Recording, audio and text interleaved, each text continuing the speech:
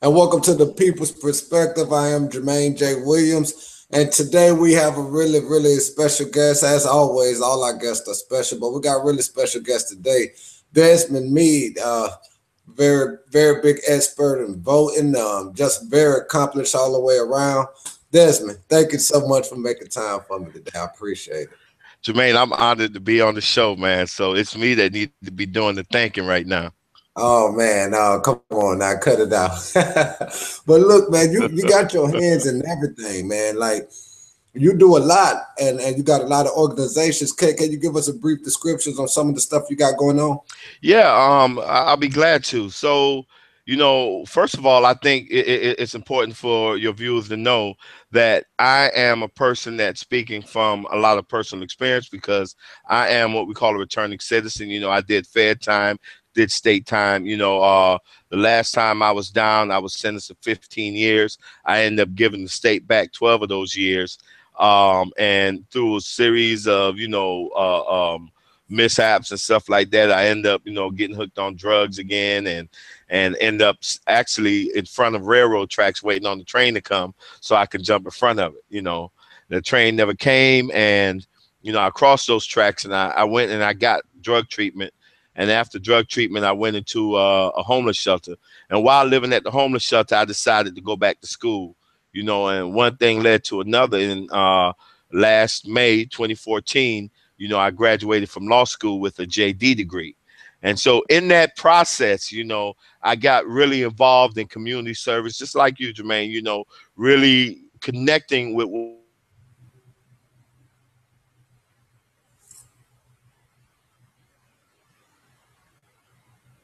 Desmond,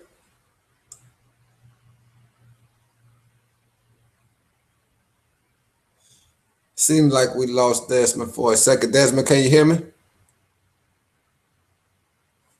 On voting rights for people formerly convicted of a felony, or any kind of reentry issues, whether it's problems getting housing and things like that. And like I said, I also focus on gun violence reduction in our communities, as well as engaging the community and congregations in some real thought-provoking discussions about race, implicit racial bias, and the impact that it has not only on our community, but our society at large.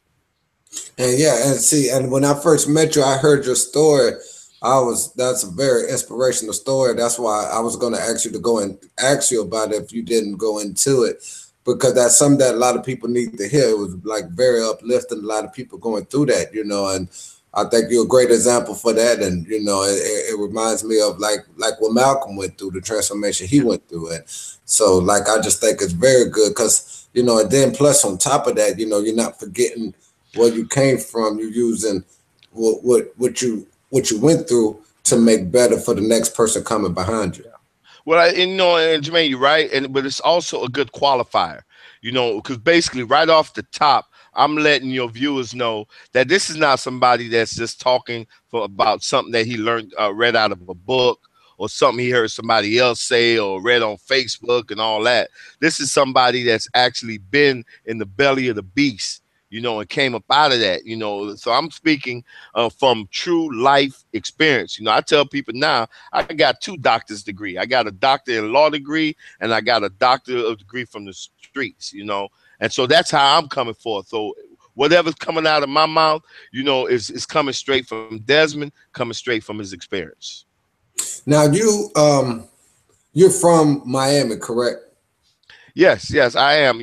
I was actually born in U.S. Virgin Islands, in St. Croix, U.S. Virgin Islands, but I came to Miami at a very young age, so I called the 305 my home. That's how it is, baby. Yeah. 305 all day, baby. Hey, if y'all can finally find a way to beat those Seminoles, y'all will be in good shape. All Now right. let me ask you this: like dealing down there in Miami, you such an expert on voting, whether it's governors or whether it's the presidential election. Broward County, Dade County, Brevard, it always come down to those certain counties. What's the deal with that? Why is it like the Bermuda Triangle kind of thing, just so to speak, when you're talking about like election in the state of Florida, which Florida is a huge state. that carry so many electoral college votes. And also, you know, even with the on, like if we even think about what Rick Scott and Charlie Crist this last time around, I thought it should have been a flag thrown on the plate, you know, down there in Broward County, and Rick Scott squeaked away and stole another one. Well, I like your analogy of the Bermuda Triangle. But first, for a minute I thought I had something wrong with my headset because I thought I heard you say criminals instead of Seminoles. But no, we'll straighten that out later. But as far as that analogy that you have about the Bermuda Triangle, and I've never heard it put that way before, but I think it's right on point because let me set the stage for you. The first time Rick Scott won the election, he won by around 66,000 votes.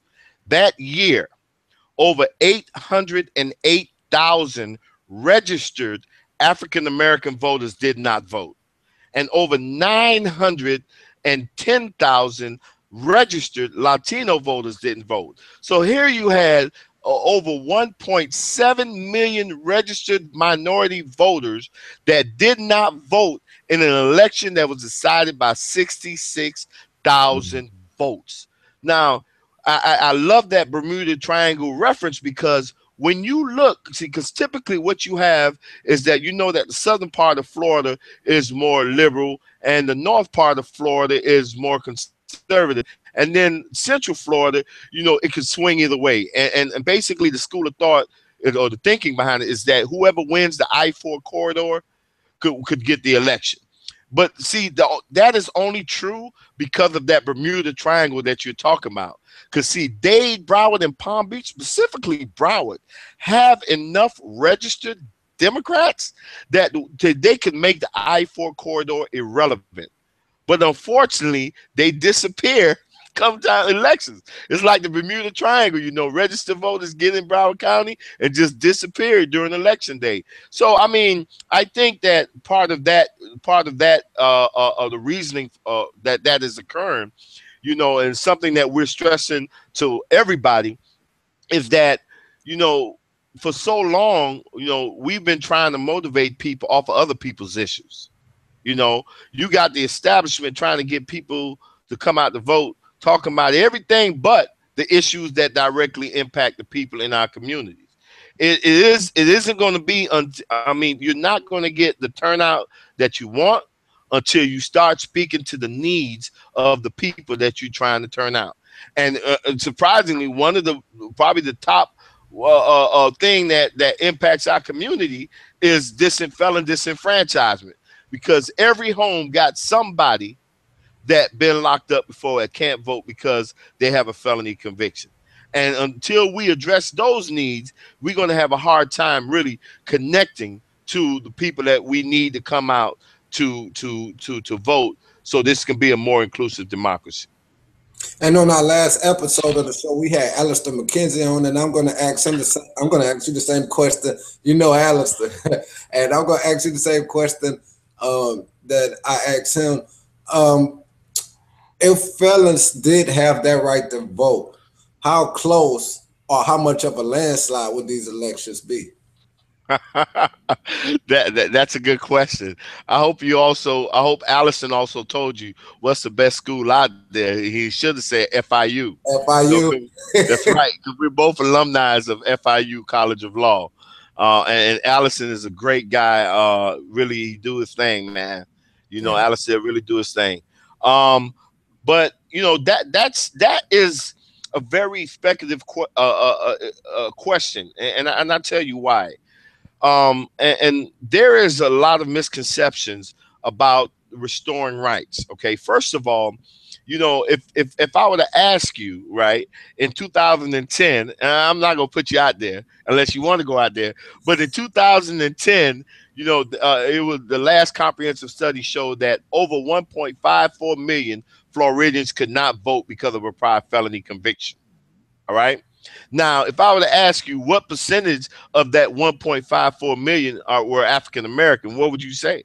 Or what do you think people would tell me? A large part. A large part. So throw a number out there. Just throw a number out there. What percentage of the 1.54 million people in Florida that couldn't vote back in 2000 were African American? 88. 88%. That's a good number. That's actually a great number. And the reason why I say it's a great number, because it illustrates the misperceptions that we have. In reality, only 33% Wow. were African American. Out of that 1.54 million, just a little over 500,000 were African American. So that left over 1 million people who couldn't vote because of felon disenfranchisement that didn't look like you or me. You with me on that? And Yeah. so here's the other misconception that goes with that. The other misconception is that if I were to ask you how many people who are convicted of felonies actually get sentenced to prison time each year, you know, you'd probably say maybe half of them or a little bit more. But the reality is Mm-hmm. only 25% of people who are convicted of felonies actually go to prison. And so what happens, though, because of a dominant narrative, we're led to believe that everybody in prison are black, anybody that commit crimes are black, and they all going to vote Democrat, right? And so that leads to the other misperception that, yeah, so the Republicans don't want the Democrats they don't want felons to get their rights back, because if they get their rights back, then they all going to vote Democrat. But see, here's the thing. By saying that, what we're saying in default is that only Democrats commit crimes. You know what I'm saying? Right. By saying that, we're saying only black folks commit crime. But the reality is there are more white people killing people. There are more white people committing crimes.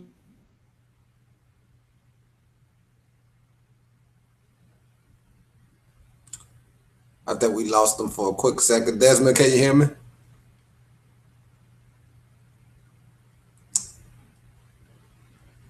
Hopefully he'll come back in.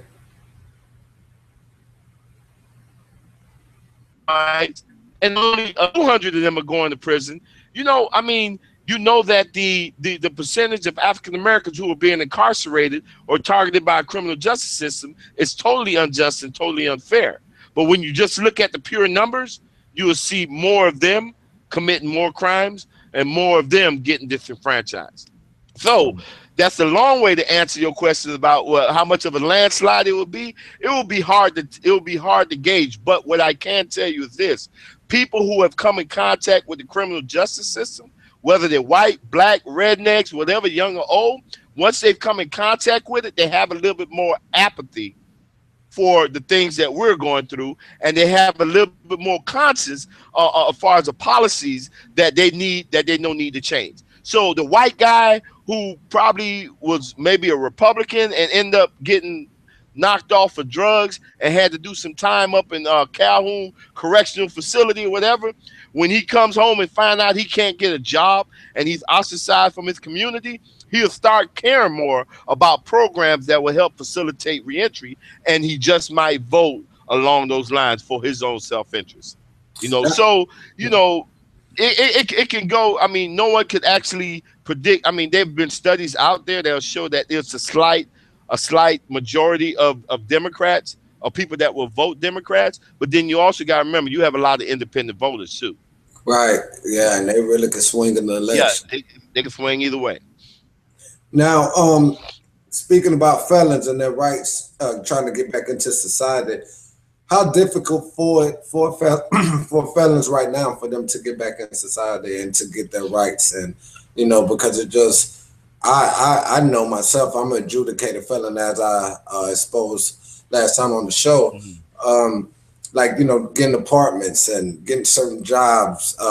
Luckily, my right to vote wasn't taken away, but a lot of stuff has been. How difficult or how easy or how can they get back into getting some of those freedoms and luxuries back?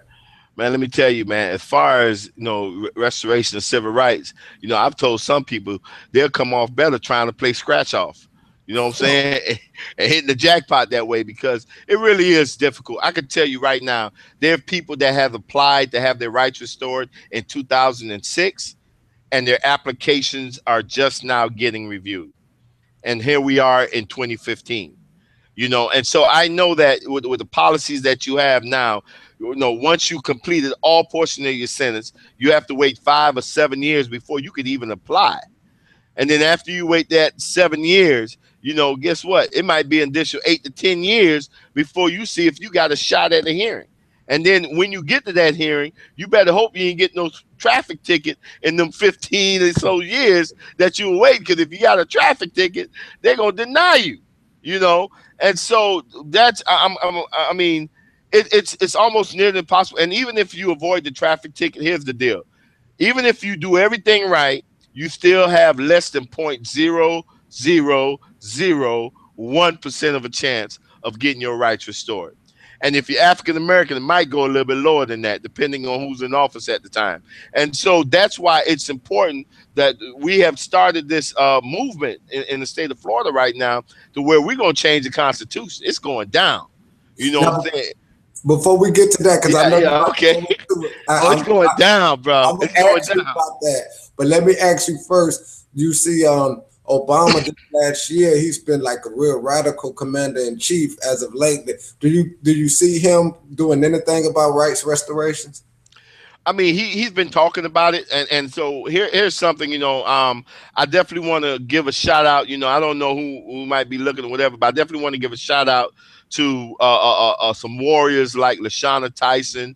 We got our Live Free crew like Michael Orlando, whatever. Because here's the deal, man. What a lot of people don't know, this stuff that you hearing Obama's talking about, guess where he got it from?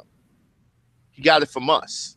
And no doubt. I Last mean, year, last year we went up to the White House. We went twice. The first time they wouldn't let me in. So we raised a little hell. The second time they let me in. But those issues that he's talking about were issues that directly impacted people, went and brought to the president and his administration. And somehow or another, I guess the light went on, and I think that he is being a little bit more radical. Right now, we're trying to get him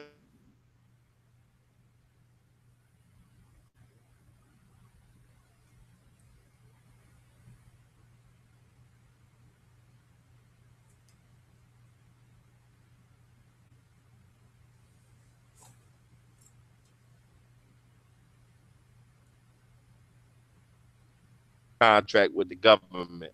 So, I mean, he's doing some things. I don't know how deep he's going to take it. Some people are speculating that after he leaves his presidency, this might be his mass incarceration and reentry might be something that he used as one of his like projects. okay. Well, that sounds good. Now, I wanna like also join with you and say to you and your wife and Michael and Monet and people like y'all have been Yeah. working hard of And people Devin. and And Devin Devin. and Devin, Devin a true warrior. has, yeah, also everybody has Yeah. been working hard for people, and y'all so unsung on that aspects. Now, speaking of Devin and speaking about all those names we just named, tell us more about the petitions that's going on. Okay, so right now what we're doing is that we have some petitions out there circulating in the community near yours, to restore voting rights to people who've been convicted of a felony.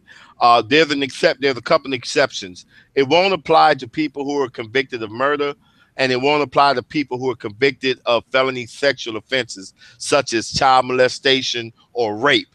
But everybody else, once you have served your time, to include probation and parole, once you completed that you're automatically given the right to vote again. That's restored to you. And so we're circulating these petitions, and what we need is to get registered voters. Any registered voter in the state of Florida can sign this petition. And the more petitions that we can get this. Matter of fact, we have collected over 52,000 petitions already throughout the state of Florida. Wow. And I tell you, P. Cola has been putting down, got about 2,000 about a P. Cola. But we need 22,000 more to get this language summary and title in front of the Florida Supreme Court so they can rule on the constitutionality of the language that we drafted. And once they clear that language, it's off to the race for our family, our friends, our congregations, all the people in the hood, everything got to come out the stripper club and vote, all that. You know what I'm saying? So we could pass this law so when our lovers get out of prison, they can have more dignity. They can have their voices heard. So yeah, and later on this week, I'm going to call you. I got some ideas. You chewed me out. You made me feel so bad when we I got some ideas to try to get some signatures up. So I'm definitely gonna be working on that. I've been making some phone calls and everything. And like Florida's one of those trailblazing states. I mean, Jeb Bush introduced 1020 to life, and so many states are taking it on. You never know. We get a big victory like that here. It's one of those things that could go on and go on in each state. Man, let me tell you, if we're successful here, or matter of fact, let me change that. When we're successful here, all right. Let me tell y'all. Let me tell you, viewers, something. When we win here, we about to change the whole world. Because whatever happens in Florida have a direct impact. Even when you look at Bush Gore, all that Iraq war and the war on terrorism, that came off of what? Not letting felons vote, and then claiming people who were eligible to vote, claiming that they were felons, moving them off the list, and he squeaked by. Right. So you have to understand, everybody had to understand, as Florida go, so does the rest of the country, so does the rest of the world. So we have an opportunity to transform not only our state, but this nation of ours, as well as the country. And we can do it right here in Florida, in the bottom. That's what they call it, right? The bottom. Yeah, the bottom. Yeah. We can do it from the bottom. Now, I do want to ask you this, because we do have a lot of viewers that are young, and and earlier we mentioned how close that race came down to. What would you say to the people that says, which is a popular saying, that my vote really don't count, my vote really don't matter? When I hear that, number one, it saddens me, and because I could understand why they would say that. I had brothers tell me, man, we put a brother in the White House and looked like our shit got worse, which it did. It really did. But part of that is because that we spend so much time on national politics that we forget our P's and Q's on local politics and local elections. See, it's not about the president. Nah, the person that impacts you the most is the person that's closest to you. Your mayors, your commissioners, your prosecuting attorneys, them same people that's locking you up, throwing you behind bars and letting police get away with all that stuff. You can elect who you want to run that. So it's not about focusing on Obama and the president. We should be having even more focus on our local elections. But when a brother tell me that, and I understand the pain, the first thing I tell him is this.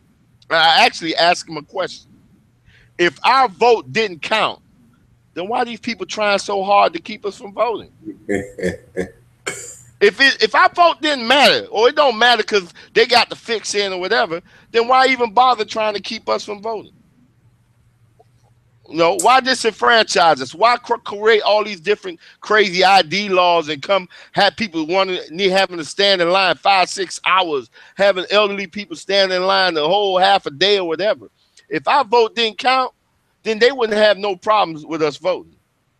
But because you see the great effort that has been, and this has been going on for quite a number of years, because they see the great effort, you know what I'm saying? That's why they implement. They do that. Let me tell you. Can I share with your viewers a quick story? Go ahead. All right, quick story. And it's a history lesson that we all know, but we probably didn't look at it from this perspective. Let me show you something. When the slaves were freed, right? You had this white slave owner that was used to looking at black people as if they were less than animals, less than a man, and he brutalized us. He destroyed our families, raped our women, killed our kids, and beat the flesh off our back because we were lower than dogs to this person. Then all of a sudden, after all these years of treating us like this, all of a sudden he wake up one morning and we got the same rights he got. Now, you would think that would be scary enough, but let me take it a step further. Not only did we get the same rights that the slave owner got, but we started exercising those rights. And what was happening is that after slaves were freed, slaves were running for office and getting in. Black folks started becoming sheriffs, started becoming commissioners, started going to D.C., and that scared the hell out of a white man, because you ever heard that saying, it ain't fun when the rabbit got the gun. So when that white slave owner seen that, wow, this person who I've been dogging out for all these years. Now all of a sudden, not only do they have the same right that I have, but on top of that, they're in charge now. They're over me. So they about to get payback. And payback is a mother. And so they had to act quickly and employ these techniques to strip us of our ability to be civically engaged and to really ingrain in our heads that our vote don't count. You feel what I'm saying? Right. The minute we realize that our vote do count, like I told you, 808,000 registered African Americans didn't vote. If only 10% of them would have voted, we wouldn't even have to be dealing with no Rick Scott.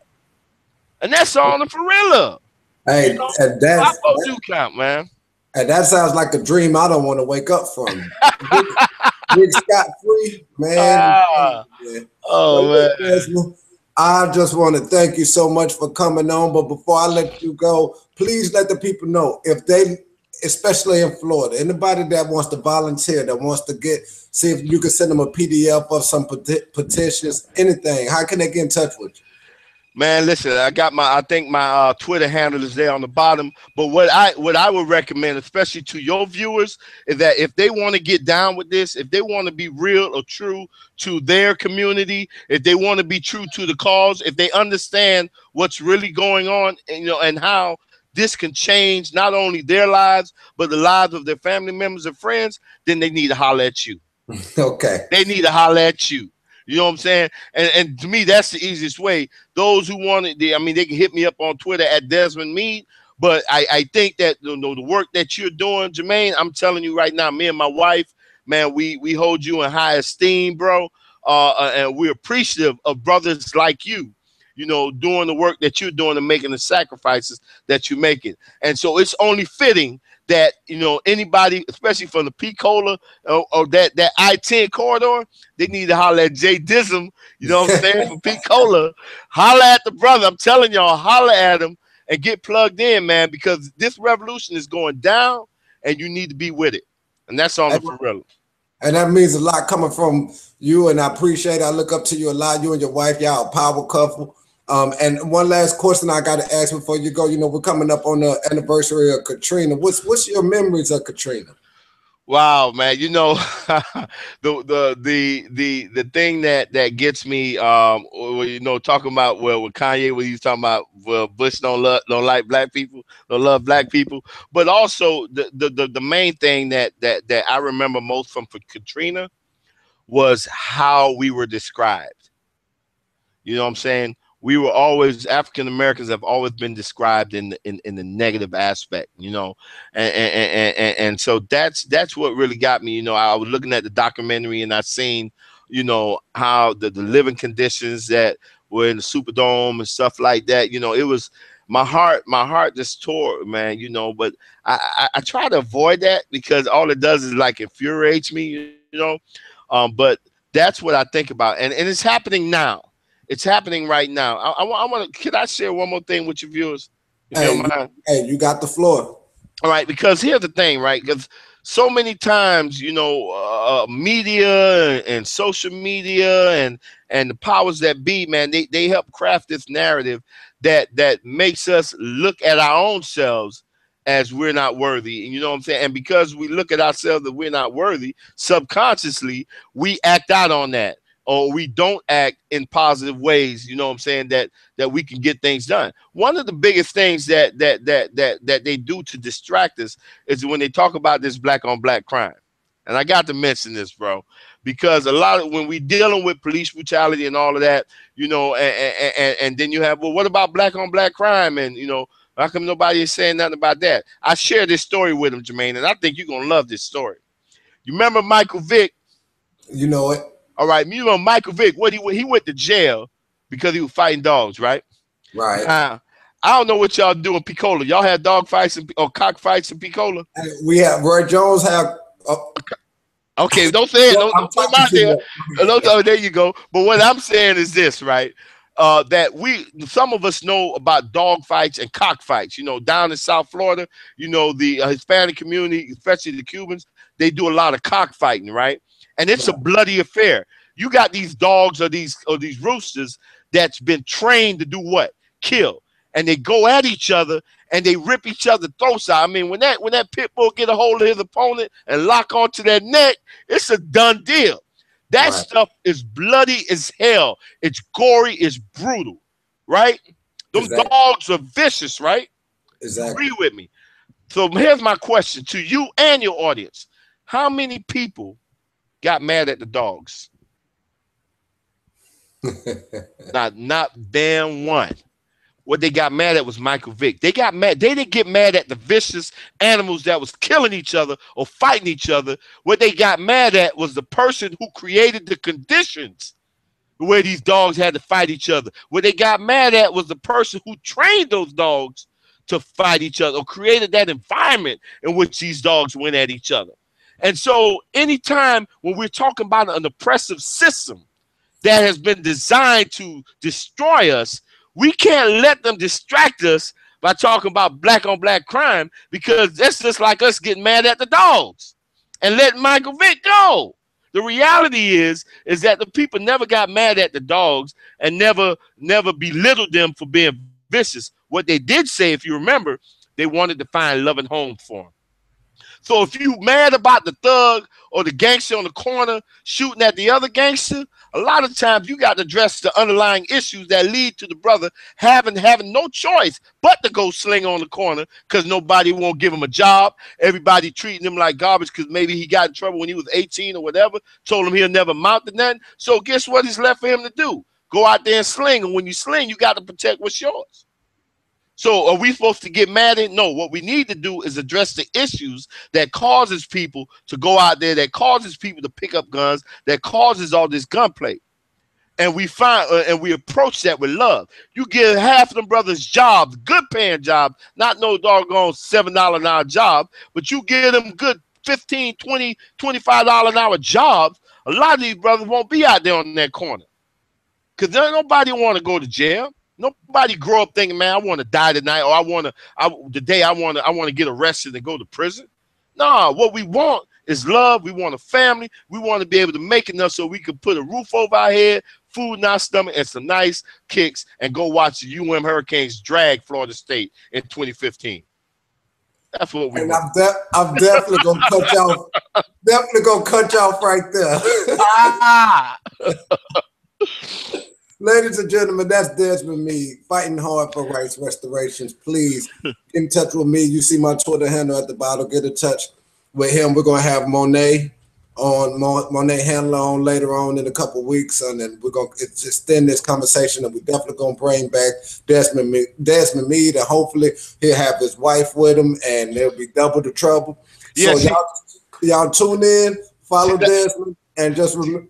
She's actually with me right now. That's the beautiful wife right there. Hey there, how you doing? that's Jermaine from Picola. Picola. Yeah. she up in Tallahassee right now, Jacksonville area, trying to lay it down too, man. She a warrior too. So hey, tell her when if she find herself in Duval these next couple of days, please look me up. All right. Send my love to her. Tell her she got to come on the show next. I'll tell her that she's next on the show. All right.